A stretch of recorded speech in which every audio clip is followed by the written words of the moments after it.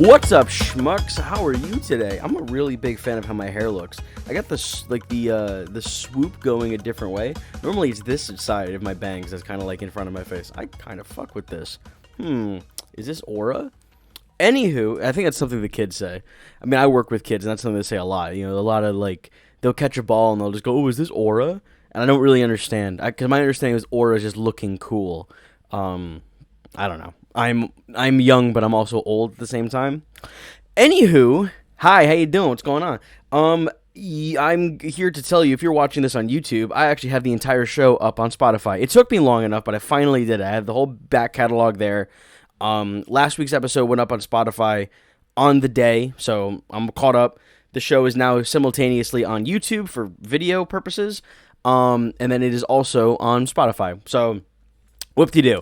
But what I've been doing is I've been clipping the weekly media club, the weekly movie review that I do, and I've been clipping that, and I'm trying to get that out every Saturday. I kind of fucked up, and it was up because I've done so far the Emerald Fennell one. So I did the first one was on Saturday. The second one I fucked up. I ended up uploading on like a Wednesday, and then Wuthering Heights just went up today on Sunday. So yeah, and then the Turkey Talk goes out every Tuesday. I should probably start marketing this kind of stuff more though, because I don't know. I feel like I've gotten I'm so committed to it now. This is just the thing. This is what I'm gonna do. I am gonna get back into making videos though. Like I have that passion. I talked about that last episode. Anyway, I've rambled enough. Let's talk about what we're talking about.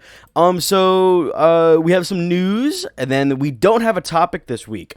I was gonna go see the Sex Purge movie, the movie where single people are only allowed to have sex on one day of the year or whatever, with Monica Barbaro.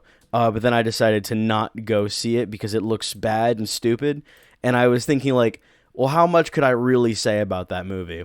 Like, unless it's egregiously terrible, what am I going to say about it? It'd be a waste of my time, your time, everyone's time.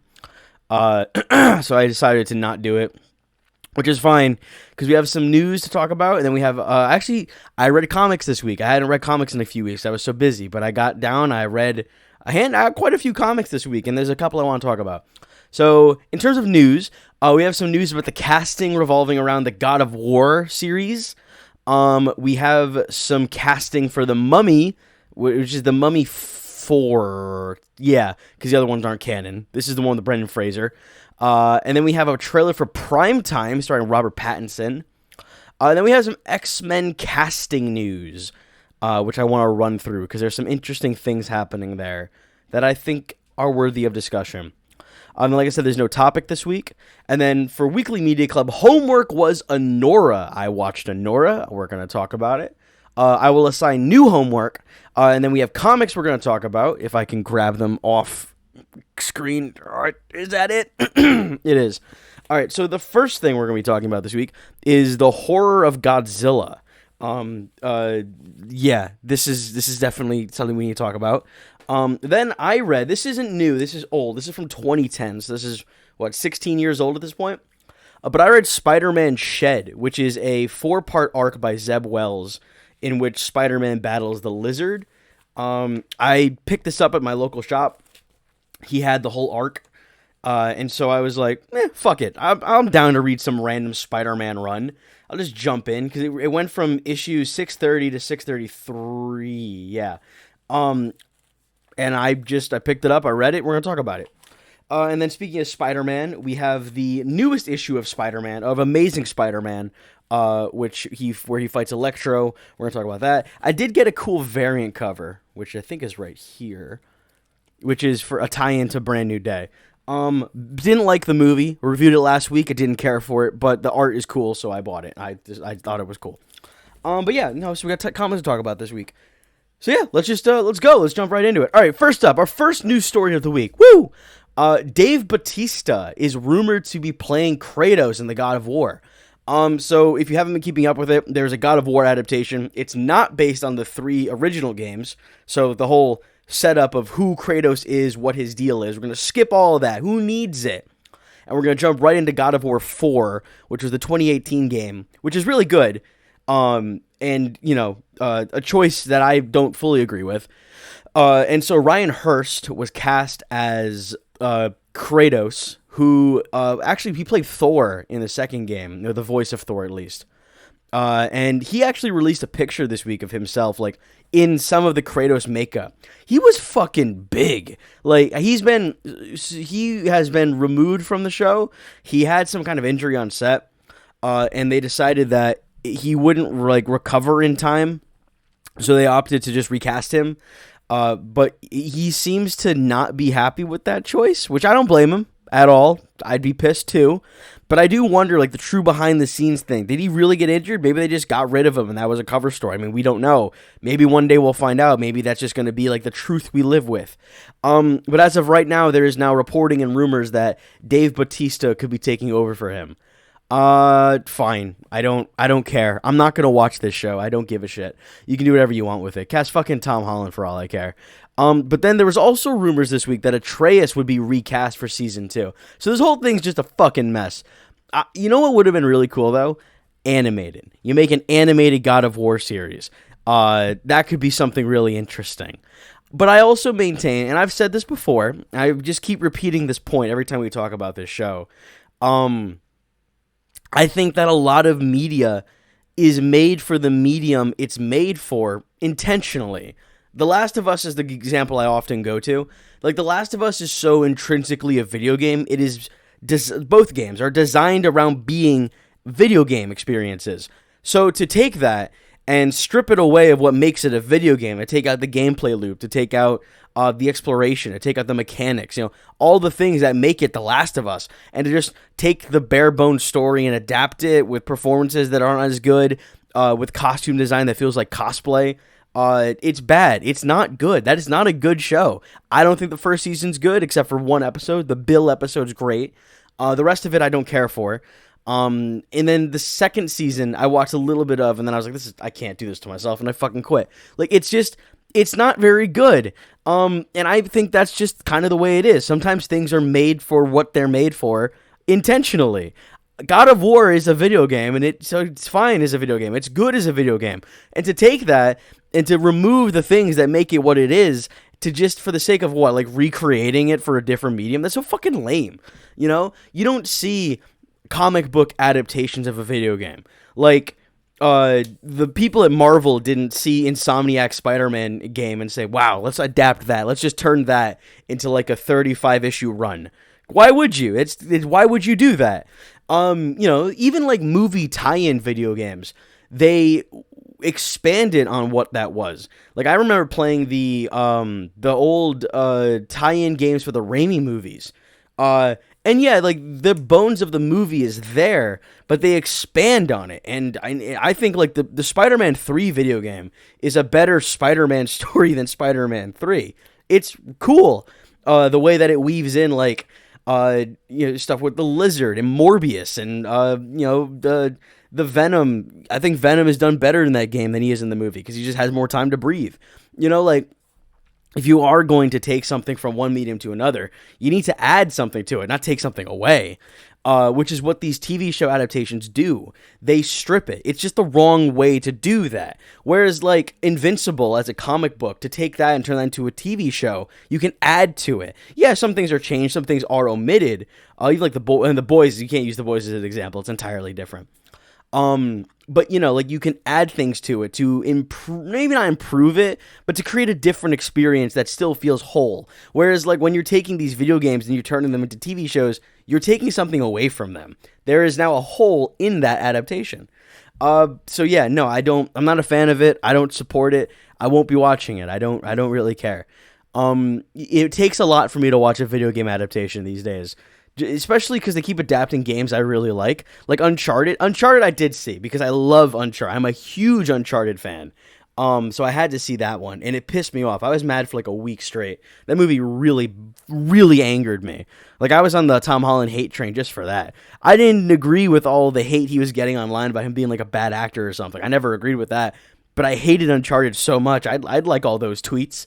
I didn't give a fuck. But anywho, yeah, no. So Dave Bautista might be Kratos. Sure, fine. I don't know. He isn't really that big anymore in terms of like muscle. Like, he used to be big. Like, when he was playing Drax initially, yeah, he was a big guy, but he doesn't look like that anymore.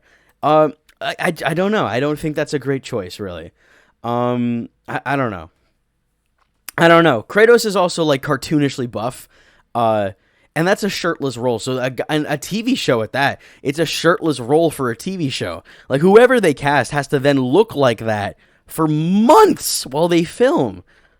Why the fuck? Why? That's just improbable. It's fine when he's a CGI character. It doesn't really work so much when he's like a real fucking person. Even like Masters of the Universe, like Nicholas Galitzine, he got in incredible shape to be He-Man.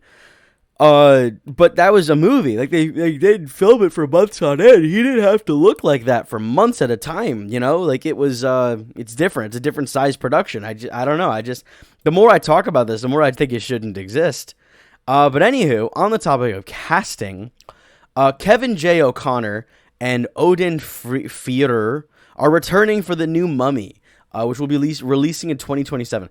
I actually don't know which one of them is which, so let me look it up real quick. But they played Benny and that one guy who's like the leader of the Dora Milaje. Not the Dora Milaje, that's Black Panther. What are they called? What do they fucking call it? That's what Bayek is in Assassin's Creed Origins. What are they called? The Pharaoh's elite bodyguards. Fuck, what are they called? It doesn't matter, but he's one of them, I think. Or he's like sworn defender of something. I don't remember. Odin Freyr is Ardith Bey. He's the one who leads the thing. He's Israeli. What the fuck? Of course, yeah, okay, hang on. That makes a lot of sense, actually. There's a scene, someone put a clip of it on Twitter this week, and I didn't really know why. There's a clip in The Mummy where Benny shows, like, the Star of David to Imhotep, and Imhotep is like, oh, the greatest symbol of all time, I wouldn't dare attack you. It's really fucking stupid. Yeah, okay, and then Kevin J. O'Connor is Benny. Interesting. As a white guy playing an ethnic role in the big 2027. Yeah. I might be too woke for this movie. I was kind of too woke for the original one. I don't know if I can do this. I guess I'll make my point about the Mummy again. I love the Universal monsters. I fucking love the Universal monsters. In particular, the Invisible Man. This one, I have so many Invisible Man things. These are just 3 that I can actually grab, like, off my desk at the moment. I have more just out of reach. But I love the Invisible Man. He's my favorite. But I like them all, mostly. I like the Bride. I like Dracula. I like the Wolfman. They're all great. Except for the Mummy. I maintain the Mummy is fucking lame. Imhotep's a lame-ass bitch, alright? He just is. He's Dracula without the aura. It's the same movie. The original Mummy, the Boris Karloff Mummy, is Dracula, but it's not as interesting. Like, it's exactly the same. They awaken this creature from a coffin, sarcophagus. He comes out. He decides that this woman in modern times is the reincarnation of his long-lost betrothed. He comes back as like an esteemed kind of, not necessarily royal, I guess kind of royal. Yeah, because he was Count Dracula, and then I think he's Prince Imhotep. So yeah, royal. I was looking for a different word, but yeah, royal works. And then he, uses his magic powers and stuff. And then there's even, there's Van Helsing in Dracula. And then there's a different guy in The Mummy who's like an expert on all of this stuff. And he's immediately clocks like, there's something wrong with this fucking Imhotep guy. There's something up here. And they have like an intellectual battle. It's the same. It's the same premise, but it's worse. The Mummy's lame. And then they tried to make him cool in the Brendan Fraser Mummy. That version of Imhotep is mostly the same. He's still Dracula, and even more so because they even give him a Renfield. They give him Benny. Benny's his Renfield. And then they also give him like crazy magic powers because he already kind of has magic powers in the original one, but it's like 1940s or 50s magic powers. So, they're kind of limited what they can do. But then in the newer one, he's like making giant sand things. He's got what are they called? The other mummies that are his minions. I think they have a name. And then the second one, he's got more powers. And he's got telekinesis and shit. It's ridiculous. They try to make him cool, but he's just lame. Imhotep's a bitch. I don't care. He sucks. And Lee, what's his name? Lee Cronin. He made a mummy movie this year. I drop things. But even he acknowledged that The Mummy's lame because he just didn't make a Mummy movie. He made an Evil Dead movie. And the only reason it's The Mummy is because the demon in that movie is from Egypt. It's really dumb. I don't know. I don't like The Mummy. I also don't think those Brendan Fraser movies are particularly good. I think there's a charm to them, but that charm is only in Brendan Fraser and Rachel Weisz. If it wasn't them, people would see those movies for what they are. And it doesn't help that she's not in the third one, so it's then just Brendan Fraser. And I forgot who plays Emily in that third one. That's her name, right? Emily? Evie? That's her name, Evie.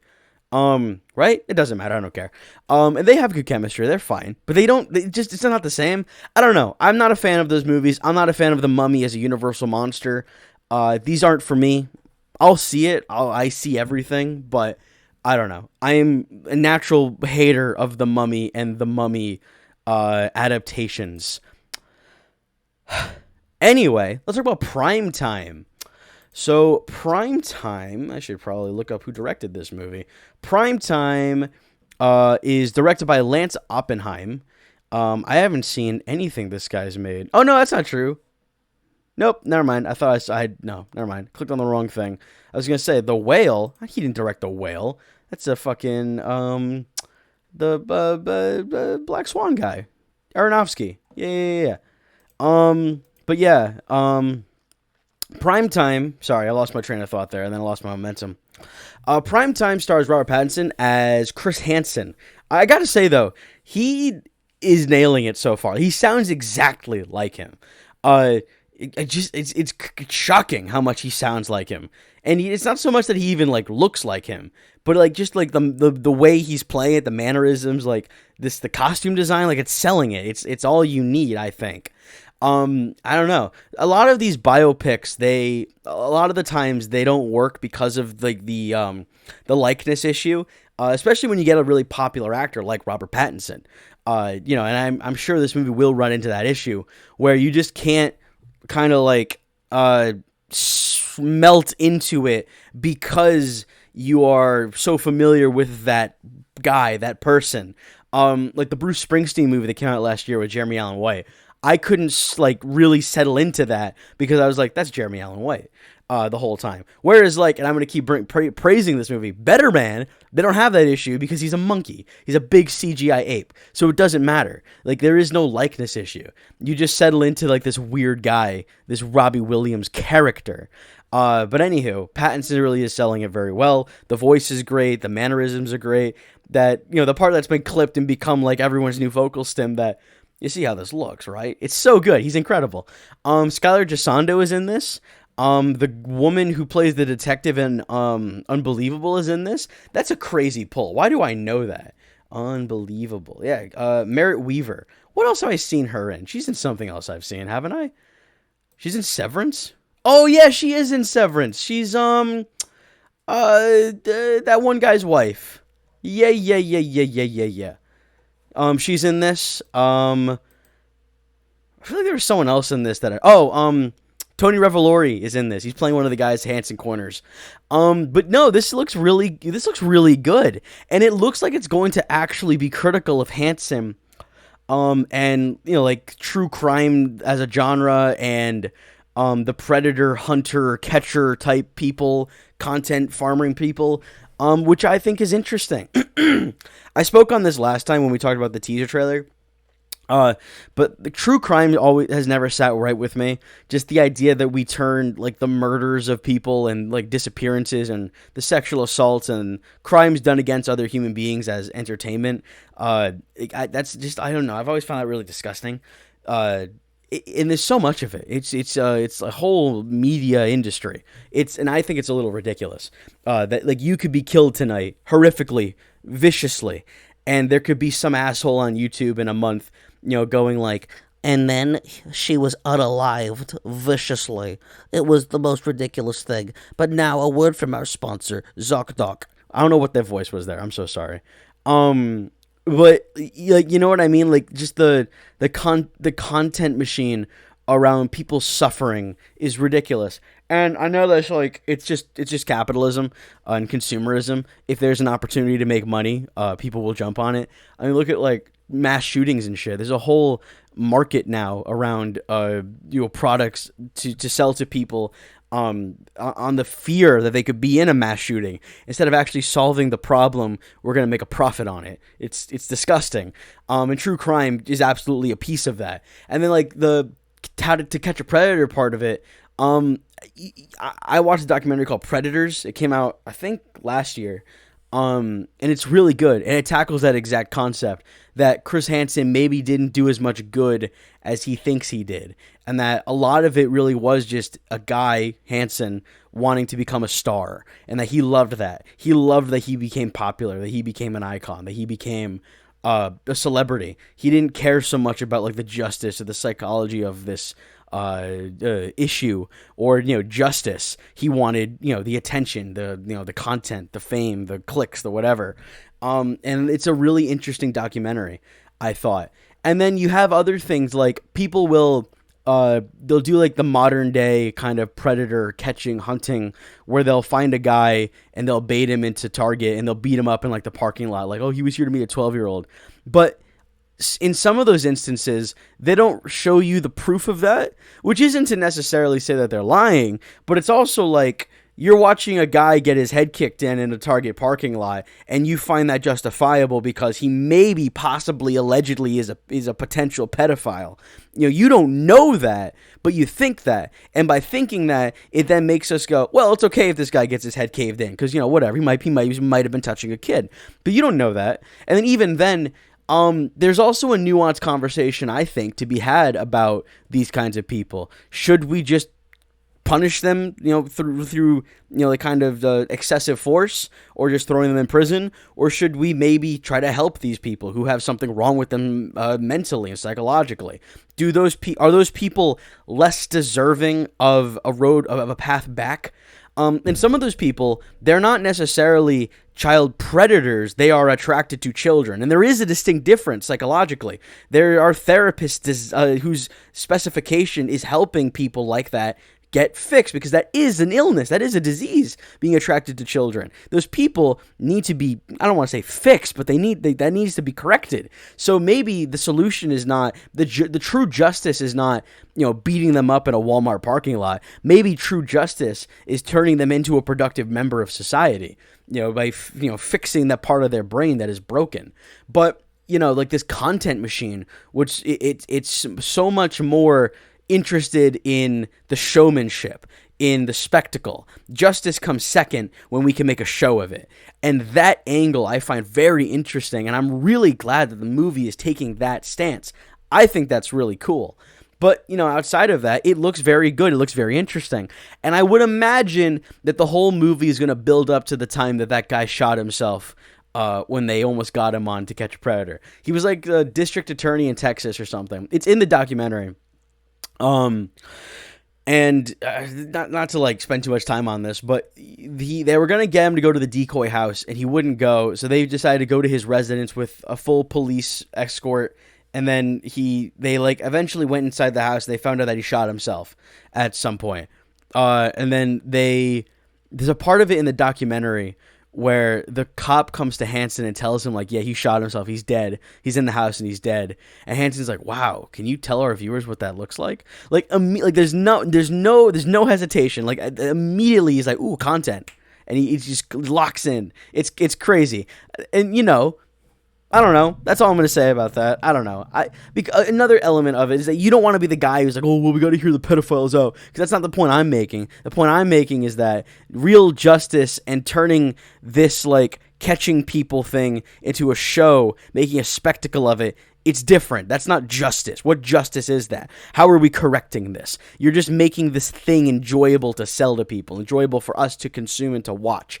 It's different. It's not the same thing. But yeah, anywho, I think it's an interesting conversation to be had. I'm glad that movie is going to try to have that conversation, or at least promote that conversation. But it'll just be a matter of is the general audience ready to talk about that, I guess. Anywho, the last thing we're going to talk about in the news section, some X-Men casting. So we have a new confirmed casting, and then some other rumored ones. So Kit Connor has been cast as Cyclops in the MCU X-Men movie, directed by Jake Schreier. Oh, excuse me. This is good, I think. I don't know Kit Connor. I really liked Cooper Hoffman for the role, but apparently there was like scheduling issues, so they couldn't make it work. But Kit Connor, apparently he's in Heartstopper. I haven't seen it. I think it's based on a comic run. Maybe I should read the comics. Yeah, sure, it's fine, whatever, I don't care. I looked up a picture of him. I mean, he looks like Scott Summers. The thing about Scott Summers, though, is that he just needs to, he's like kind of like Superman. You just need like a handsome brunette white boy. That's all you need, and you're good to go. The interesting thing is about Scott coming, how he's written and characterized. So, that's where we're going to have to wait and see. And then he joins another confirmed casting in Samara Weaving as Emma Frost. So as of right now, those are our only two confirmed castings. And then there's been no word on Kaylee Spaney as Rogue, who was that's a rumor casting. And then another rumored one was Charles Melton as Beast. There's also no confirmation or what's it called? I don't know. Not condemning. Just saying it's not true. There's a word for that. God damn it. Whatever. Shooting down of that rumor. And then another rumor that popped up this week is that Christopher Abbott, who played the Wolfman in Lee Winnell's Wolfman, he was also a C-tier Spider-Man villain in the Craven movie. I forgot which one he is, but he's in that. And then Tom Pelphrey, which I saw a picture of him, and he looks familiar, but I don't know him from anything as far as I'm aware. He's in Ozark. Who the fuck was he in Ozark? I watched Ozark. He's in Iron Fist. I never saw it. He's in Task. Apparently that's good. I haven't watched it. Who the fuck was he in Ozark? God damn. I saw Ozark. Anywho. But Christopher Abbott and Tom Pelphrey have rumored and reportedly auditioned for Charles Xavier. And the word on the street is that Pelphrey didn't get the role, but there's been no word on Abbott. Christopher Abbott would be a good Charles Xavier, I think. I am still curious on how they're going to do Magneto. I talked about this last week. But like Magneto's origin and his character is so directly tied to the Holocaust and him being a survivor of the Holocaust. And so I am curious how they're going to get around that. Because so far we have a mostly young cast. If Christopher Abbott is cast as Charles Xavier, he's like, I think he's like 40, or something like that. Christopher Abbott. I hit the wrong button, son of a bitch. I can't type when I can't see my keyboard. Christopher Abbott. He is 40. Holy shit, I was right. Yeah. So I am curious how they would do Magneto, since again his origin is so directly tied to the Holocaust, and the younger our casting goes, you kind of can't do that. You can't have a 40-year-old guy come around and go, I survived the Holocaust. So I wonder if they'll update or just make him a new character, basically. If they update the tragedy that defines him, the genocide that he survives. Yeah, I am interested in that. I also haven't heard anything new on Adam Driver being cast as what was it, Mr. Sinister? Yeah. I don't know. Sure, he's a good actor. Why not? There was another thing, I think. I don't know if it was Professor X or Magneto, but there was word that whoever's playing him, he has been cast. And he's a guy who's already been in the MCU. So everyone's been like trying to figure out who it might be. I saw Bill Skarsgård floated because he was the villain in Eternals. That'd be good. I think he could play either of those roles. But yeah, no, we just gotta wait and see. I am interested though in a new X-Men movie just to see like how they do it and how it's differentiated from the last X-Men movies. Because we've had quite a plethora of them. There's like 10 X-Men movies. There's the original trilogy, the First Class, Dark Days of Future Past, Dark Phoenix trilogy. No, Apocalypse, then Dark Phoenix. So that's 7. But then there's also like a Wolverine trilogy, so 10. And then you could count the Deadpool movies. So there's 3 Deadpool movies. So it's 13. There's like 13 X-Men movies. Sure. I don't know, man. I like the X-Men. I've been trying to get into the new X-Men comic. There's actually 2 of them. There's an X-Men comic and an Uncanny X-Men comic. I picked up the new Uncanny X-Men, and I haven't read it yet. And then I bought the last 2 issues of X-Men, and was it 2? I don't know, a couple issues ago, Daredevil was in it, and I was like, this is fucking weird. I like this, and I just haven't gone back to it. But yeah, no, I like the X-Men, I think. I think they're fine. Anywho, let's move on. As you can tell, I'm really scraping the bottom of the barrel for news stuff this week. There's just not a lot of news happening. We're not going to do topic because I didn't see Sex Purge, and we're just going to jump right into the Weekly Media Club. How long have I been recording for? It's not that bad. All right, here we go. Weekly Media Club. Let's go. Weekly Movie Club. Okay, so Homework was Honora, written and directed by Sean Baker, starring Mikey Madison as Honora, but she goes by Annie in the movie. And so Honora tells the story of Annie, who is a stripper in New York, and she's just hustling, living the life, doing her thing, and then she comes across, what's his name? Ivan is the young, awful, spoiled Russian brat kid, who is the son of some oligarch mob boss guy. Excuse me. And they begin I don't know, they start hooking up. They're not really dating. And then he decides that he wants her to be his girlfriend for a week. So they go to Vegas and they party and they're living a good life, it seems, having a good time. The only thing they really do is fuck and smoke weed, which is the kind of, we'll talk about it, the themes of this movie. And then when they're in Vegas, he asks her to marry him. Bearing in mind, they've known each other for like 2 weeks, and she says yes, and they get married. And then shortly after that, it all comes crashing down as the family of Ivan, however you say it, they catch wind of this. They're not happy, and they come into town. Ivan fucking bolts. He just leaves. He dips into the city, and so then Honora and these Russian gangster guys have to go find Ivan and wrangle him in time for his parents to come to town. And I thought this was. I'm really struggling to say I liked it because I thought it was fine. I thought it was okay. It won an Oscar. Everyone told me this was the greatest movie ever made. That this was like a real fucking incredible thing. I thought this was okay. I don't know, man. I thought it was fine. There's a lot here I liked. There's a lot here I thought was kind of okay. I don't know. I was just kind of waiting for it to kick into gear, for it to hit a point where I would be like, wow, this is exceptional. And it didn't happen. I thought this was okay.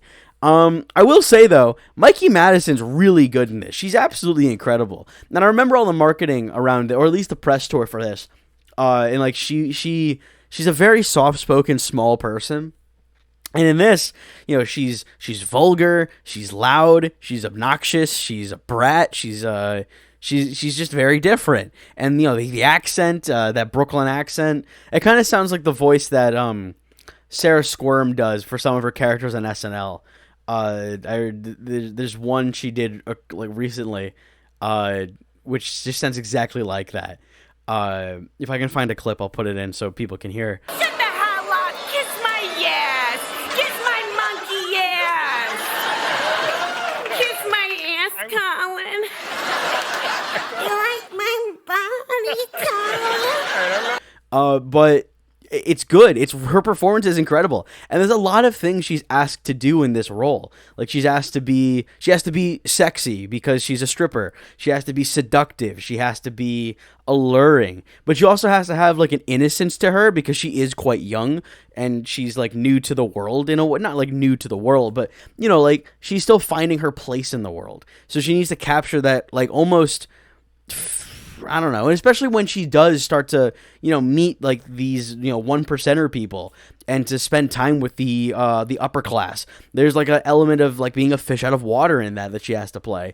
And just a bewilderment to it all. But there's also a confidence to her that she has, but also in some instances, a real sense of fear. and she does it all very well. There's a lot of facets and sides to this character that Mikey Madison it just excels at. She is remarkable. I think she really did deserve that Oscar. But no, I thought she was great. I need this for a second. Everyone else in this is good. No one's as good as Mikey Madison. Hang on a second. I wanted to find my list of my favorite movies from 2024. I don't think I have it. I know I made a video about it, but I'm not going to pull it up right now. I just wanted to think about, like, would this have been, like, my favorite movie of the year 2024? Probably not. I mean, Dune 2 came out that year. Nothing was topping that for me. Smile 2, Furiosa, Nosferatu. It might be better than Longlegs. I don't know. But yeah, no, I mean, I don't know. Did it deserve Best Picture? I don't know. Maybe. I don't even know what else was nominated. I guess I'll look that up while I spin my wheels. But like, I think this movie's like really pretty to look at. I think. Hang on, I can't talk and type. What else was nominated for Best Picture Oscar 2024? This is nobody cares about this except me. Oppenheimer won. Wait, is this asking for the? Oh, hang on. This is the nominees for the year of 2024. I wanted for the film year of 2024. Okay, so I should have looked up the 2025 Best Picture things so it's The Brutalist, Complete Unknown, Conclave, Dune Part 2, Amelia Perez, I'm Still Here, Nickel Boys, The Substance, Wicked. Why the fuck was Wicked here? You're putting Wicked against Nora? Against Dune Part 2? Amelia Perez also shouldn't be here. But Wicked? I can see The Substance. I think The Substance is better than this. I think Dune Part 2 is better than this. I didn't see A Complete Unknown, but I wanted to. Conclave? I think I like Nora more than Conclave. Yeah, but no, I mean, I'm biased to Dune. But looking at this list, I don't know. I wouldn't have voted for Nora if I was on that panel. I would have picked Dune or The Substance. I'm going to flip the coin on that because I think they're both really good. I don't know. I think I'm going to go Dune. But yeah, anywho. I thought it was fine, and I feel bad saying that. Because again, like, it's got a lot of praise behind it. A lot of people really loved this movie, and I thought it was okay. I felt like Nora as a character, though, like, beyond Mikey Madison's performance, she's not a super interesting character. There's not a lot to her. She's basically the same from beginning to end of this movie, until the very final scene, that very final moment. It took me a little while to kind of figure out what that scene was. The scene between her and Igor in the car. I didn't understand that at first. I had to really think about it. And then I think I have an interpretation on it. But I don't know. I couldn't tell if I was supposed to buy the love between Annie and Yvonne, because they very clearly aren't in love. They're just two horny young people who like to have sex with each other. And that's like the extent of it. And I didn't feel any chemistry between the two of them, which I don't think is a flaw in the movie. I think that's intentional. That he does not love Annie, obviously. And it doesn't seem that she really loves him either. She's more so saying it and hoping that if she says it enough, it'll be true. That this guy, this rich guy who took a liking to her, that this will be something, that this can be her ticket out. Because she's a hustler. That's what she is. She's hustling for money. And there's a montage in the opening of the movie where she's like, seducing men in the strip club. And she's very persistent. She's clearly after that bag, which is fine. Sex work is work. For her, this rich guy comes along who says, like, oh, hey, you want, like, a lot of money? You want to come live in my mansion? You want, like, this life of lavishness and pleasure and whatever? So, of course, she'd jump at that. That just makes sense for who she is. It makes sense for anyone. If a person came to you who was super wealthy, was really attractive and really into you, and said, hey, you want to take part in my extravagant lifestyle? Of course you'd fold. Who the hell wouldn't? And I thought that was an interesting element to this movie, that these two people who clearly don't really love each other, like, but it's also not the same entirely. Like, she seemed like kind of wants to love him just for the sake of the lifestyle that it brings. He has very little interest in her. He marries her just to piss off his family, and then when push comes to shove, he pussies out and just runs away from his problems. But on top of that, he also finds a hot stripper that he likes and will fuck him, and he just jumps at that, like, oh my god, this is amazing. Like, it's different for the two of them, but on neither side of it is it true, genuine love or romance, and I thought that was really interesting. I also thought, like, the character of Igor, who's one of the Russian gangsters, was really interesting. That he's kind of immediately smitten with Annie as soon as he meets her. Like, they have, like, these kind of small little asides and moments here and there throughout the movie that end up culminating in the two of them in that final scene in the car, which I guess we'll talk about. But, like, to get to that point, they end up finding Ivan after he runs off into the night. He went back to the strip club, and he's getting a dance from the one stripper that really hates Annie, and the two of them have a fight. And then his parents show up, and the parents are going to force the two... Well, actually, the gangsters try to force the two of them to have their marriage annulled. But they can't because they weren't married in New York. They were married in Vegas. So then they have to go to Vegas to have it annulled or to get a divorce. I forgot what they ended up settling on. But then Ivan's parents show up, the father and the mother. The mom is a real asshole. And they all, like, a big... I'm taking a while to get to the car scene. But a big part of this movie is about how the upper class treat the lower class, or just like the middle class. The idea that they don't see Annie as a person in a lot of ways. Partly because she comes from, like a lower tax bracket, but also because she's a sex worker. And that's another part of the movie. They keep referring to her as, like, less than everybody. Like, she's a hooker. She's a prostitute. They call her a whore a couple times. And she takes great offense to that because she has pride in her work. She has a job. It's work. And she sees it as such. But they don't see it that way. They see her as a gold digger, or whatever. Like they call her a hooker and a prostitute. And she takes great issue with that. But, like them being so quick to, just push her away, throw her off to the side because they don't see her as an equal, as a person, really. That's, commentary on how a lot of people just view sex work, but also how upper class people and rich people just kind of view everybody beneath them. It's not unheard of. It's not like a fantasy. That is just kind of the way it is. Like the most wealthy amongst us, they don't see you and I as people worth their time. We are beneath them. We're less than them. And the movie has something to say about that, but it's very subtle about it. There's never a moment where she, like, directly calls them out for it. Like, oh, you think less of me because I'm a sex worker. You think less of me because you have more money than me. The movie is explicitly making that point, but there's never a moment where they hand that to you. And I thought that was really good on Baker's part in terms of his script. I like that. I think some of this movie is a little male gazy, just a little bit. But I was kind of surprised at how tame some of the sex scenes were in this movie. Because I remember hearing about it, and I was expecting, like, just, I don't know, something worse than this. Not worse, not like bad or anything, but, just something more egregious. Like, the sex in this movie is very vanilla, and that's very, like, on purpose. Like, the first time that Annie and Ivan have sex, she goes to his house, and she asks him, like, what do you want?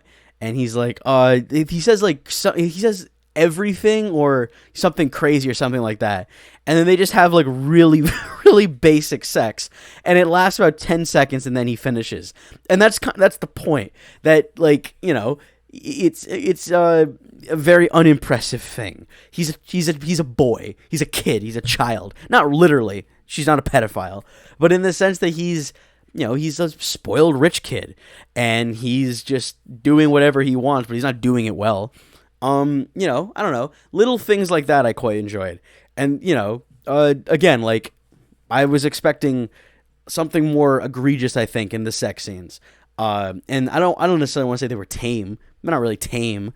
I don't know. It wasn't what the discourse made me think it was going to be. Anyway, so They end up going to Vegas. They get the marriage annulled. Annie kind of makes a stand to his parents. And Igor says like, this might be out of line, but Yvonne should apologize to Annie for what he did, because by this point he's basically just capitulated to everything his mother has said. If his mother says it, he's gonna do it. And in like a conversation he thinks is out of earshot of Annie, he downplays her, speaks ill of her, his wife, in this moment where he says like, I spent a week with a hooker, like she means nothing to me, or something like that. And she comes into the room, she's like, you're fucking pathetic, and she's screaming at him, and her mom is like, which is pretty funny. This movie's also pretty funny. There's some like genuinely funny moments in this. Most of it coming from the Russian gangsters. There's a home invasion scene. Not a home invasion, more like I don't even know what to call it. They come to subdue Yvonne and Annie, and in this sequence, in this struggle, in this kind of brief altercation, I almost shouldn't say brief. It actually goes on for a lot longer than I thought it would. It is very funny. But they get the marriage annulled, and then Annie, the mother says like, he won't apologize. My son doesn't apologize to people, or something like that. And Annie's like, yeah, it's because your son's a fucking pussy. And she kind of leaves it there. That's like her getting to tell off, all of them, like, go fuck yourself. But there is also a moment where they tell her, like, get on the plane. Like, you're going to Vegas. We're getting the marriage annulled. And she kind of stands her ground for a moment where she says, like, I'm not going to do that. I'm going to lawyer up and I'm going to get what I'm owed. I didn't sign a prenup. I'm getting what's mine. And the mother threatens her where she's like, we'll take everything from you, and this and that. But because the movie doesn't really spend a lot of time characterizing Annie, I don't know what she has. I think she lives with her sister. But is that Annie's house? Does she pay rent? Does she live there? Does she just like slumming it on her sister's couch? I mean, does she have a car? She doesn't have a car. She takes public transportation. But what does she have? What does she have to lose? Why does that threat motivate her to go to Vegas and listen to these people? The movie doesn't spend enough time with Annie outside of this week of her life that I don't know what's at stake for her. I don't know why that threat means anything. In my mind, she had nothing to lose anyway. That's why she was willing to be with this guy who clearly didn't love her, because it brought status, it brought money, it brought something she didn't have before. It was her ticket out of the predicament or the life she was already in. That was the character that I thought I was watching. But the scene would have me believe she actually has something on the line. But that was news to me in that moment. So I felt like that moment really fell flat. Anywho, so the marriage is annulled. They go back to New York. She and Igor stay in the house overnight. The next day, he takes her home. And there's a moment where the gangsters earlier in the movie took her wedding ring or her engagement ring. And Igor swiped it at some point, and he gives it back to Annie. And she decides to have sex with him in the car, seemingly as like a thank you. This is my interpretation of this movie, of this moment. So I thought at first it was just kind of weird, and a little off-putting to me that in the final moments of this movie, this character decides that, no, I am going to have sex with this random guy who I clearly don't really like that much, or seemingly don't like all that much. But also, there's like a level of chemistry between the two of them, which I thought was kind of fun. And I thought that was strange. And then he goes to kiss her while she's on top of him, and she resists that. And then she slaps him and freaks out. And he's a little forceful with it, where he's like kind of like pulling her and holding onto her, which I didn't like that. And then she starts crying, and he just holds her and hugs her, and the movie ends. And I was just kind of bewildered by that scene. I thought it was a weird way to end the movie, but then the more I thought about it, I think I have an interpretation. So the way I saw that final scene is she is given a gift by a guy, and she has been conditioned to expect that men will give you money, things, shiny things, whatever it might be, something will give you something, expecting some level of your body in exchange. That's like the world she's lived in. She was given a lot of attention and money and wealth and status by Yvonne in exchange for her body. That was basically the price. To live in the mansion, to have, the trips to Vegas and stuff, was to give her body to him. And then in that final moment, she does that for him. And he's not even like jumping for joy at it. He's just kind of like letting it happen, going with the flow.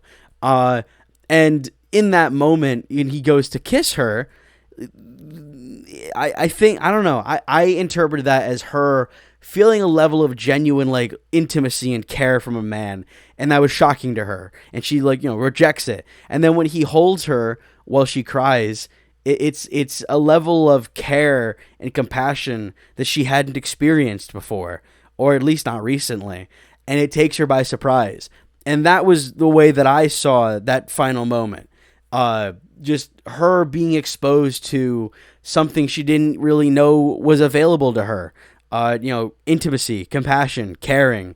I don't know. That was my interpretation. That might not be right. Someone else might have a different take on that. But that was how I saw that final scene. Because there's like no other way that I can rationalize it. Even outside, I don't even think that's like very sound. I think it's just kind of odd. But yeah, no, Nora, I think it's fine. I don't know. I wanted to like it a lot more than I did.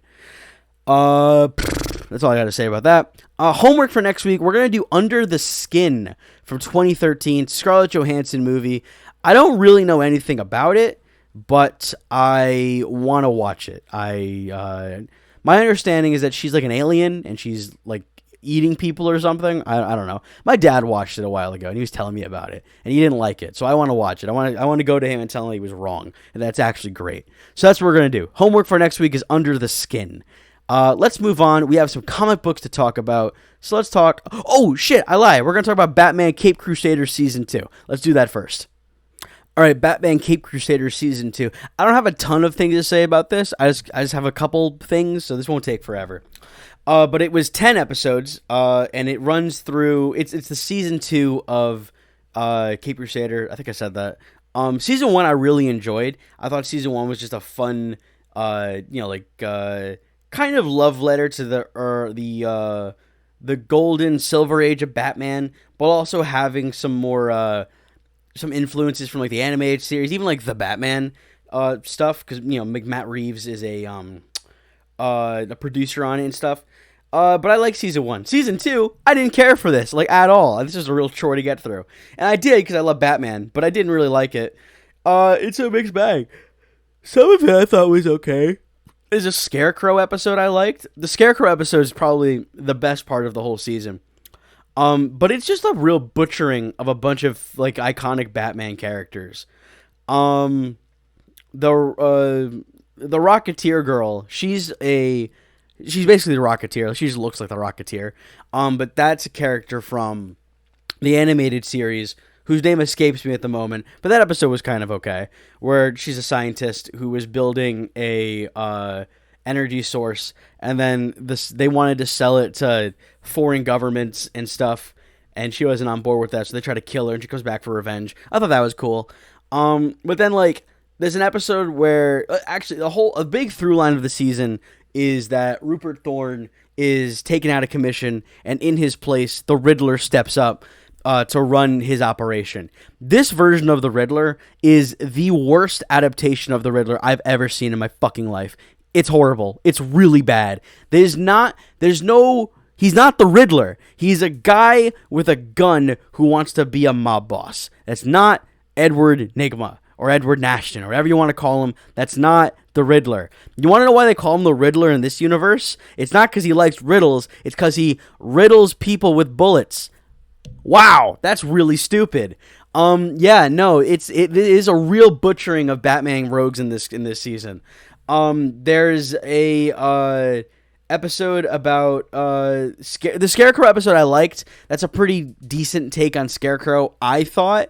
But it's not Jonathan Crane's his son, it's Jonathan Crane Jr., which is fine. There's a bit of a red herring because there's this weird professor who's grooming children or students at his university, and you think he's going to be the Scarecrow, but then ends up being Jonathan Crane Jr., which was fine. It is like stupid though in the end of it, because that's the episode where Batman and Harley Quinn team up. I did like that part, but in the end of that episode, Scarecrow takes off his mask when he's shooting his fear gas at people. And he shoots Batman with it, and Batman just tanks it. There's no reason for it. He just does. He's just that guy. and he one-shot Scarecrow. It's stupid. It's not very good. I don't know. I said I liked that episode, but no more, like, just thinking about it for 2 seconds, I didn't care for it. And then there's the Poison Ivy episode, which I thought was really stupid, in which the Riddler kills. She's also not Pamela Isley. She's a different person. And you know what? I don't know if like Poison Ivy originally started as Pamela Isley or if she had a different name, because the show does take inspiration from original like versions of the characters. Like its take on Clayface in season 1 is a mostly faithful take on original Basil Karlo Clayface. But then it also has a very unique take on Penguin. And then in this one, she's not called Poison Ivy, she's called Thorn. I don't know if that's, like a thing from the I really don't know. I haven't read every Poison Ivy comic. She has DID, and when her father dies, she becomes this alternate person at night, who seduces the Riddler and has this like long form plan to kill him. It's not very good. I didn't care for it. And then the episode after that is a Mr. Freeze episode.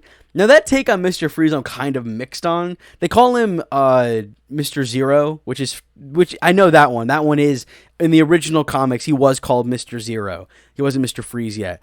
And he had like a big refrigerator suit. It was very goofy. It was very silly. He just robbed banks. Very of its time. And in this, he's a fixer for the Joker. Yes, he's a fixer for the Joker. And he puts people on ice. He freezes them turns them into statues, basically. Batman and Carrie Kelly team up to take him down. Carrie Kelly was Robin in The Dark Knight Returns. In this, she's the Grey Ghost. And they team up, and they beat him up, and whatever.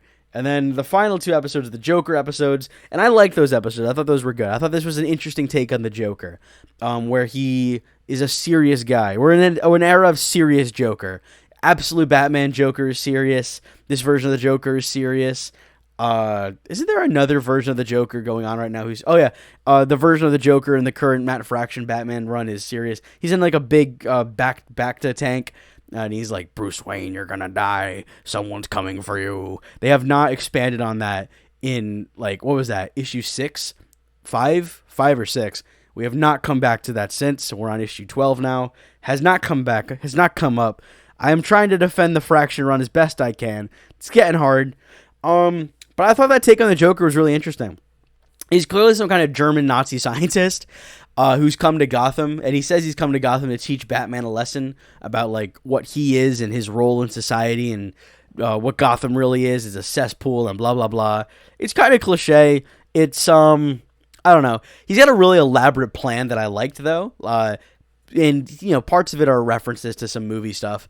But I liked it. I also like when him and Batman actually fight and they're just tearing each other apart. They're like getting little licks in, they're shooting at each other, they're stabbing each other. It's cool, it's really good. And then in the end, and I didn't really like this, where Batman throws a batarang at him and he misses, and it like loops around and it cuts a wire holding some rebar, and the rebar falls and impales Joker. He just straight up tries to kill him, and then Joker jumps off the building, and it's implied that he survived all that, and he's just out there again. I like that. I like when Joker's like caught in some kind of supernova explosion, and he just comes back again, and no one questions it. I like that shit. I think that's fun.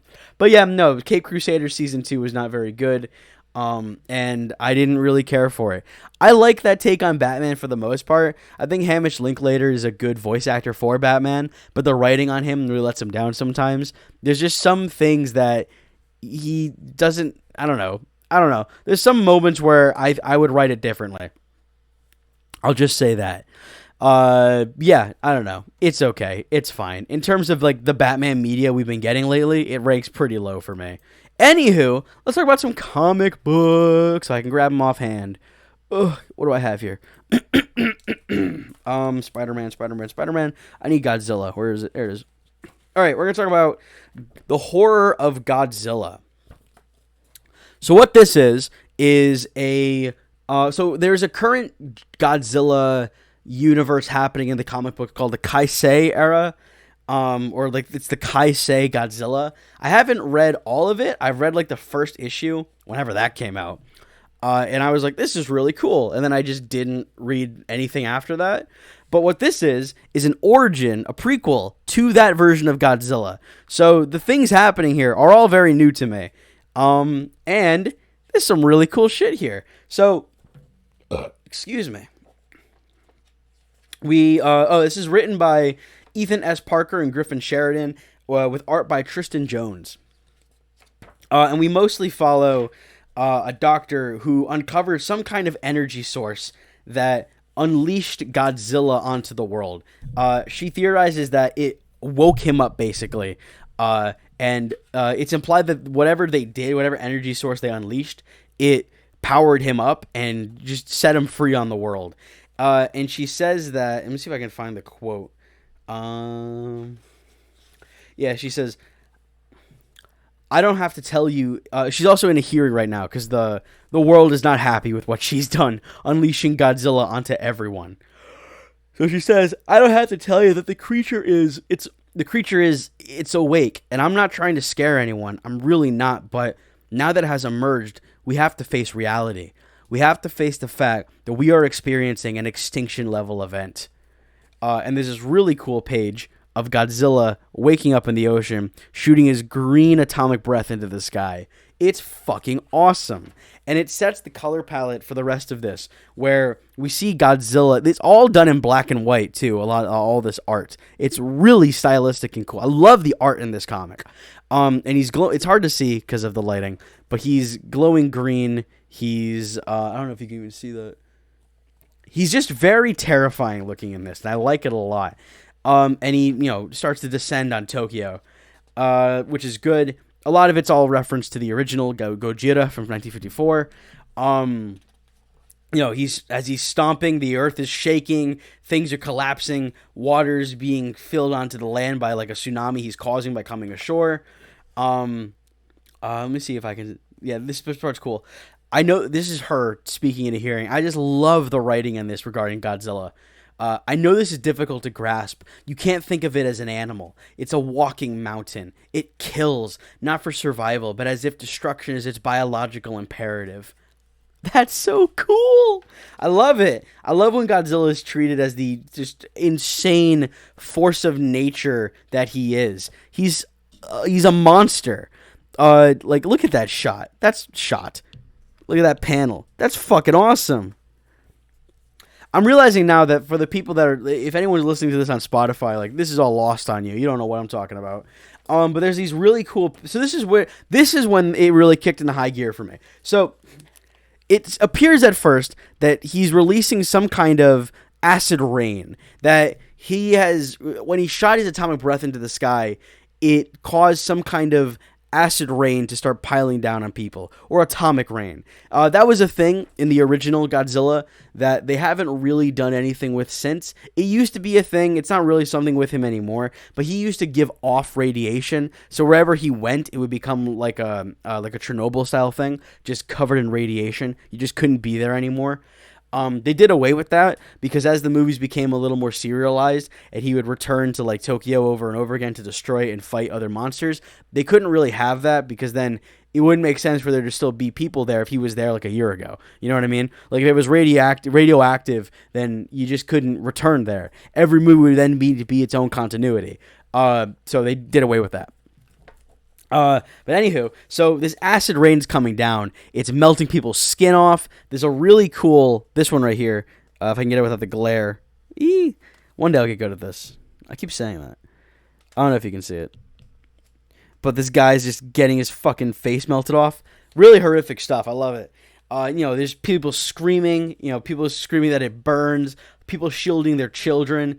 Green lightning is flashing from the sky as Godzilla stomps by in the distance. There's this incredible splash page, which is like the coolest thing I've ever seen, with people, cowering in fear as the rain comes down on them and Godzilla just stares at them. Oh my god, it's awesome. And then we get like the final kind of reveal of this whole comic is that well, not reveal. I don't know if this is a reveal. I don't really know. But the energy that they discovered that they believe triggered Godzilla, she calls it Kaisei, which is, the name of this universe run of Godzilla, the Kaisei era.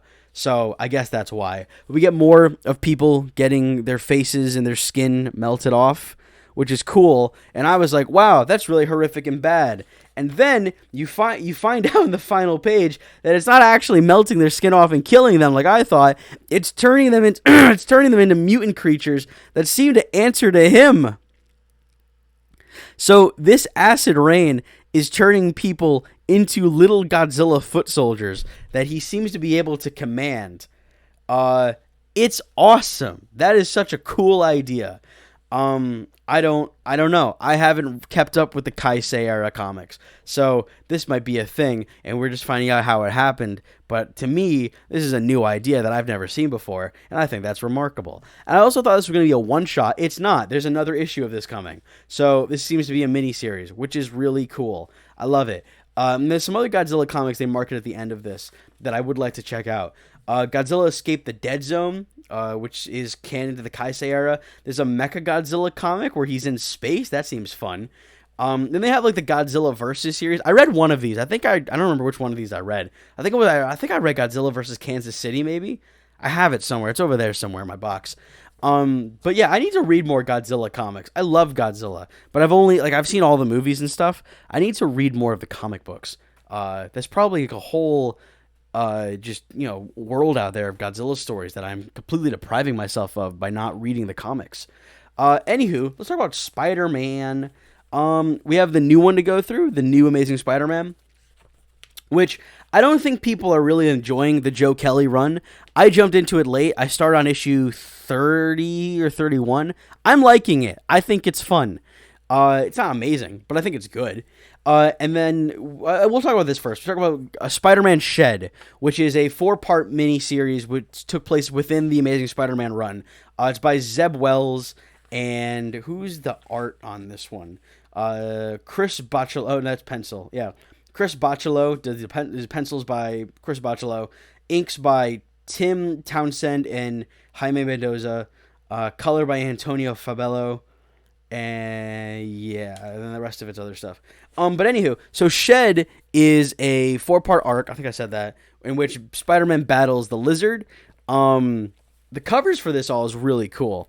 But it's a really interesting take on the Lizard. I've always liked the Lizard. I think there's like varying degrees to which he's interesting. This, I think, is one of the more interesting takes on him.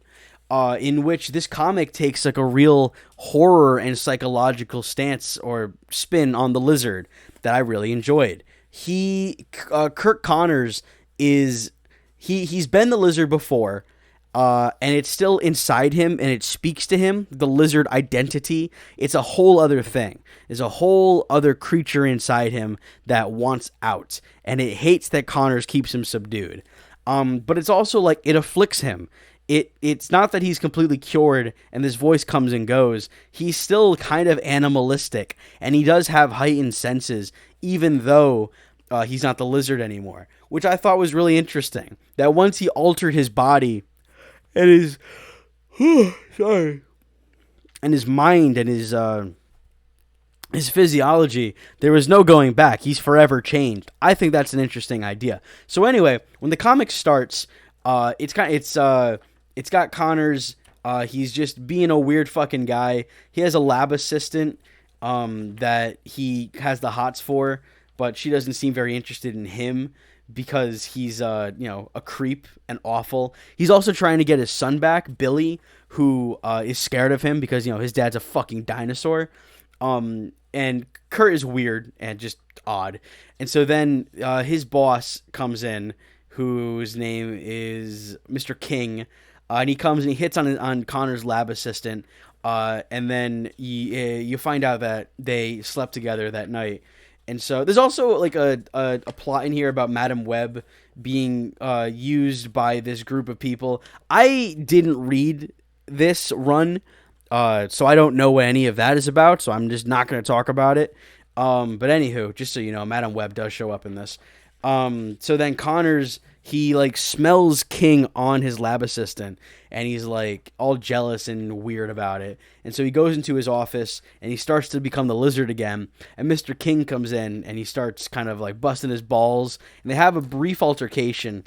And there's this really cool part where Connors like reaches for a vial, and King is like, "Oh, you're gonna turn into the lizard, huh?" And what'd you say? Lizard serum, Connors. You think I'd stand by and let you turn yourself into a monster? And Connors goes, "You idiot. It doesn't let the lizard out. It keeps him in." And he turns into the lizard. And there's a really big restraint on showing you the lizard in this. Like you see like the claws, the teeth, the top of his head, the tail, things like that. But it's like to kind of tease like the monstrosity of it and the size of him. Also, I really only read DC comics these days. I forgot that literally every fucking page of a Marvel comic is an ad. Ready? Page, ad, and panels. Ad and panels. Ad and panels. Ad and panels. And then we get a splash page to end it on. We get a full reveal of the lizard. And then we get like the letters and then the ad. It's insane. I don't know, man. DC doing it better. Because there are ads in DC comics, don't get me wrong, but they're not this egregious. This is from 2010, too. Like, the MCU is in full swing, Marvel. You guys had your money. Anywho, so Connors turns into the lizard, and he just... there's these really cool panels here where he kills King, just eats him viciously, murders him, and then we get the full... panel with him with some of King in his mouth, Shed Part 1. This is a great panel. I really love the lizard design in this. He does change by issue 3. The design switches up. But I really like the lizard design. He's like a mix of different kinds of reptiles in this.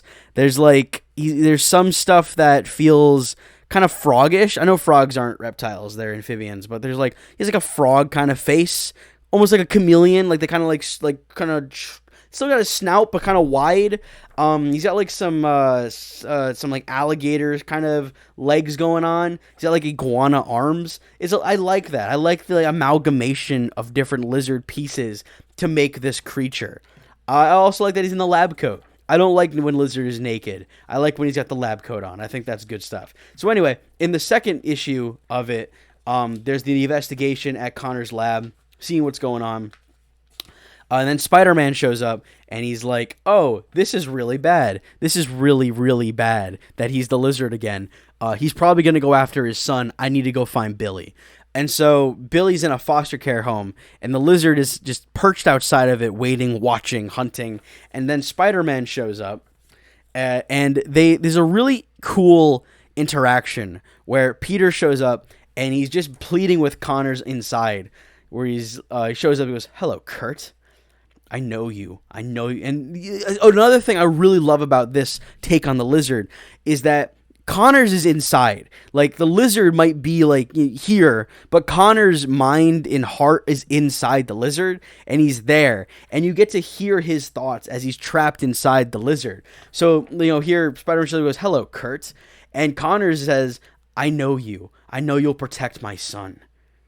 He knows it, too." And, it's just like this psychological battle between Kurt and the Lizard. It is such an interesting take on the character. And it fucking bothers me that because they wasted the Lizard on No Way Home for the nostalgia bait, we're not going to get another Lizard in live action, which really annoys me because he's a really interesting character, especially when he's written like this, like Two-Face, basically. That's really the key to make all your villains better. Just make them Batman villains. "I'm talking to you, Kurt. Can you hear me?" "Yes. I need you to fight him. He's already killed 6 people. Oh, God. I'm so sorry." Oh, my God. It's so peak. Dude, like this was a good run. This little 4-issue arc. I liked it a lot. There's a lot of really good stuff here. There is some bullshit, but most of it's really, really good. So then anyway, they have a little fight, which I like. I like when Spider-Man's got to fight these horrific monsters. Like when he fights Sandman, that's fun. But when he's got to fight like the Lizard or Carnage or Venom or some shit, that's when shit gets real. But I also really love the art in this. Like their little fight, skirmish, whatever, it's drawn really well. I also like how Spider-Man looks in this. I like the big ass eyes. I think that's cool. So anyway, they're fighting, and then Peter makes it to the door, and he says, he does one of these where he's like, Lizard, stop, wait, pause. He's like, there's people inside, let me go get them. And the Lizard just lets him. He just fucks off. The Lizard also he speaks in this. Oh, he speaks, but he also has like mental, you hear like his thoughts and stuff. And I like the way it's written, where it's kind of written phonetically. So it's like, Billy. That's cool stuff. And there's some real tension and some real horror as, the Lizard and Kurt are aware that something's wrong with Billy, his son. Something's up. Where Spider-Man is here to save Billy. He knows that the Lizard's going to try to eat Billy or something, and he has to stop him. So he says, wait, these people, they need help. Please. And then Connors and Lizard are both, at odds with each other. That smell. Billy. No. He's leaving. Did he understand me? I can't let him get far. And so then Spider-Man goes inside the house. He finds the caregiver, bleeding within an inch of her life, and he saves her. And she tells him that Billy was taken from the home. And there are these people that are going around, setting things in motion for the sake of Madam Web and Spider-Man stories and stuff. And one of them has left Billy in an alleyway, a sitting duck, and then the Lizard shows up. And as the Lizard gets closer to Billy, Connors is just begging, pleading, crying inside. Please don't hurt my son. Please don't kill my son. Please. And he's trying to resist the Lizard as best he can. The Lizard is speaking to Kurt internally, and it's just very unsettling stuff. It's really good tension. Dad? No. Oh, God. Don't do this. Please, Daddy, don't. Connors want kill Cold One. Connors be rival male. No. Cold One raid Connors' nest. I'll die before I let you do it. Cold One eat Connors' young. And then Billy says, you're going to kill me, aren't you? I always knew it. Zeb Wells, dude, you fucking killing it, dog. This shit's peak. Connors is screaming, begging, stop, don't, please stop. As the Lizard, in this continuity, the Lizard eats his own son. He fucking just munches on him in that alleyway. It's horrific. It's crazy. And as he's doing it, you don't see it because this is a rated A comic. But Connors is just screaming, begging, no, over again as the Lizard kills and crunches on Billy. It's nasty. It's really sad. It's great. This is the kind of shit I want to see in a Spider-Man movie. You could have made a really compelling version of the Lizard in The Amazing Spider-Man. You could have just done this. It came out 2 years earlier. It's not like the source material wasn't there. So then in the next issue, Spider-Man shows up, finds Billy's corpse, and then he finds the Lizard's, seemingly his corpse, just laying around. But come to find out, he was just shedding his skin. And he's got a new design, which I think is worse, where he's got hair now. Where is it? There it is. He's got hair now. He's got quills that make hair. I think it looks worse in every... Oh, I dropped it. Fuck. So yeah, anyway, he's got a new design. I think it's worse in almost every way. I don't like it. I don't think it's very good. But the point is that the Lizard is becoming a little more sentient. He's becoming a little more in control of the body. And he's talking a little bit more. He says, Connors is shed. It's the Lizard, but Kurt, listen to me. Monkey Brain is Lizard home now. No more Connors. Connors. You're talking. And then him and Spidey have a brief conversation where he basically just says that there's a lizard brain in all people, and if everyone just had that lizard part of their brain woken up, everything would be right in the world. Now, this I didn't fully love. The idea is that he's right. There actually is like a lizard element in everyone's brain, and the lizard has like some kind of telepathic power that you can tap into this. And so him and Spider-Man, they fight for a little bit. I really love the splash page, by the way. This is really cool. They fight for a moment, and then he starts to use his mind control powers on Spider-Man to like win him over to his side. It's like animal part of his brain that the lizard can telepathically sink into. And then Spider-Man, he resists as best he can, and he just runs away to get some space between the two of them. And then Lizard starts to get to work on his plan. Spider-Man goes back to the offices. He talks to Carly, who's a forensic scientist who, like, Peter Parker and her are kind of dating, or at least on the cusp of dating. And Spider-Man and her talk, and she gives him a bunch of vials of the cure for the lizard, whatever. We get a panel of people just like living their life in New York City. And then the lizard is in an alleyway doing crook shit. He has a new design. He's evolving even more. And he looks more human, more kind of like still lizard-like, but also beginning to kind of have more human shape than monster shape as he evolves further. And then all hell breaks loose as he does his telepathic thing and connects to all these people's animalistic brain. And they all start being crazy and doing weird shit. And then we get another look at the lizard as he's like draped in his cloak and he's, being all sinister. And then we end up on part 4, the final part of this arc. I know I've kind of spoiled this whole thing, but I think this is a really good read. I thought it was cool. I read the whole thing in like a sitting. I liked it a lot. I thought it was cool. But anywho, so we're in the third act now. So all hell is breaking loose in New York City. People are being all animalistic. There's a news reporter girl and her cameraman. This guy approaches her. The cameraman and him have a brief scuffle. The guy bites the cameraman. The cameraman kills him by caving his head in with the camera. And then she's like, "Oh, you've won me as your mate." And they just start fucking on the sidewalk. Thought that was a little weird. And then there's this really cool title panel shed with all the chaos of New York breaking out. And I think that's really cool. Spider-Man, he shows back up. He takes some of the lizard serum cure thing to resist the lizard's mental brain powered thing. And him and Spider-Man fight a little bit again. He's about to eat Spider-Man's face. And Peter, he kept some of the serum in his mouth, if I can get it without the fucking glare. And he spits it into Lizard's mouth. And he gets, not a full cure, but just enough to kind of stun him for a minute. But it doesn't break, like, the Lizard's control on Connors or anything.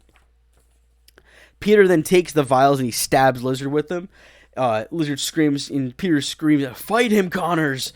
And she goes, "Ha, ha, ha, ha, fight him, Connors. Ha, ha, ha. Connors is dead." And Peter's like, "Oh, this sucks." So then he shows Lizard, sorry, the lizard voice is hurting my throat. God, voice acting must be fucking hard. So he shows him a picture of Billy, which seems to do something, kind of stall him a little bit. But then Peter is dragged down by the people of New York as they all succumb to the lizard's telepathy and the animalistic urges, and they start to beat Spider-Man to death. And the mind control is working on Peter a little bit, but he's resisting it.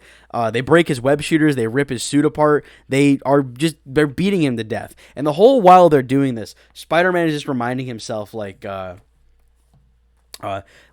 animal part of his brain that the lizard's trying to access. It's saying things like, "Hundreds of them. They're tearing me apart. Crush bodies, break necks, live." But while his animal brain saying that, Peter is saying, "No, don't lash out, Peter. Think. They don't know what they're doing. Don't you hurt them, Peter, no matter what. They're New Yorkers. Your job is to help them. These people are innocent, Peter. Stay calm. Think. Let it go. Go limp. Don't you ever hurt them. Even if it means..." And then he's drowned out. And the final panel here is like all black as his hands like kind of like sinking in. It's good stuff. This would be a really powerful moment in a movie. And then the lizard saves him. He drags him out. He leaves him on a rooftop. And then he just fucks off. And then, all's well that ends well. Everyone goes back to normal. There's something going on with Aunt May. She's like possessed or something. I don't know. Again, I didn't keep up with this run, so I don't know. But then the ending of this, I guess the post credit scene, you would say, is that the lizard released everybody. He let go of them with his telepathy powers, but some of them, they seem to still be. The way he describes it is that I tell the mammals inside lizards to go back to sleep. The freedom I know makes scared feelings. Maybe it is not so good. Most are happy to wrap themselves in their warm-blooded skins, hibernating in the dark warmth, but not all. Some do not give up their freedom so easily. Some have grown a taste for it. They are curious creatures, these lizards in monkey suits. They should make good pets. So some of the people seem to still be like a little lizard-brained or what have you, and they've come to nest with Connors in the sewers, which is ominous. And I don't know what became of Connors in this run, because this is issue 633. I don't know. I might get into it though. I might look into that. I know that Spider-Man comics are kind of hit or miss in terms of like quality and what have you across the different runs. Excuse me. We've been talking for a while now. Ooh, an hour 30. Christ, on a bike. Anywho, final thing we're going to talk about, Amazing Spider-Man, issue 34. This is a fun one, though. So Spider-Man's fighting Electro. That's the bulk of it. I gotta say, though, the art for this is all done by the penciler's Ed McGuinness. His art is incredible. I love the art in this Spider-Man run. It's so good. So just like as a catch-up, there's a guy named, what's his name? Cormac Crane, who is the long-lost son of Aunt May and Ben Parker. And he's back, and he knows Peter is Spider-Man. And Peter's kind of iffy about him because he feels like, everything is different now. Everything's changed. Aunt May has a son. That's like, she has to deal with that. He doesn't love that. He's also got to be Spider-Man. Damage Control is now like full-on superheroes. They've got all kinds of tech and stuff. And they're using it to battle villains to kind of be proactive so that they can mitigate the harm that they do. And Spider-Man is kind of on board, but he's also kind of, mixed on the whole thing. So anyway, that leads us to him battling Electro, which is cool. It's a fun fight. And the comic is framed around every time Electro hits him with electricity, it fries his brain, and he kind of remembers different parts of the last couple hours or days or what have you in different order, which is our way of getting our story kind of fed to us, all with the framing device that he's fighting Electro, and every volt of electricity is frying his brain as he's like recalling his recent memories. It's really fun and cool. So anywho, there's Agent Griffin, who's like the lead guy of Damage Control. That's the wrong panel. I should use this one. Which is pretty good. He's got a robot arm. Him and Peter are friends. He's either going to die or be a villain. Same with Cormac Crane. He's either going to die or be revealed to be a villain, because that's just the way these things go for Peter Parker. The Electro fight is good, and I do love the art. I think it's all really good. I like Electro. He's fun. He's a fun foil for Spider-Man. He's a fun villain of the week character. There's not a lot happening in this other than that. It's fun, It's the last few issues of this I've really enjoyed, just villain of the week stuff. Like, I think, like, what was it, 34? So in 33, 32 is Vulture. He fights Vulture that issue. 33 last week he fights Jack-o'-lantern, and then in the end he's fighting, who was it? Kangaroo, and I think Puma? No, someone else. But it's fun, It's just like Spider-Man doing Spider-Man stuff, and I like all of that. But like Damage Control has these like Electro-proof suits that absorb Electro's charge. God damn it, they absorb Electro's charge, and they'll shoot it back into him, and it would kill him. So Electro just submits, and he's like, "Yeah, I'm done." And then Spider-Man just one punch knocks his ass out so hard that he fucking breaks open his mask. That's really good stuff. I love when Spider-Man just kind of lets loose for a moment. Like when Peter gets really mad, he'll like really let someone have it. That's good stuff. And so the issue ends with him and Robbie Roberts sitting on top of a building, and they're talking about, he had him look into Cormac Crane, and he's like, yeah, he's squeaky clean, he seems like a really stand-up guy, which to me says he's either going to be evil or he's going to die. Or both, who's to say.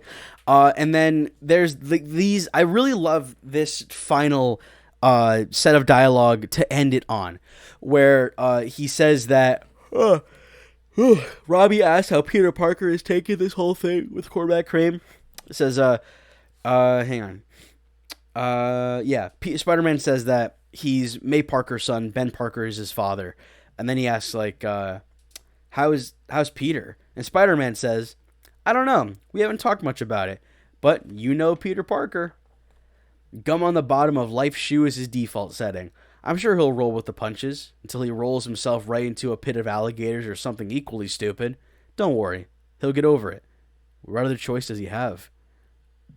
That's so good. And the panel to end it on with him, like, you know, he sees, like, Aunt May with her son, and he has mixed feelings on that. He's happy for her. She has her son, but he feels almost replaced. He feels that there's, like, this guy who's come into his life and changed everything up. He's, you know, wants to be happy for her, but he can't help but feel conflicted, and he's alone.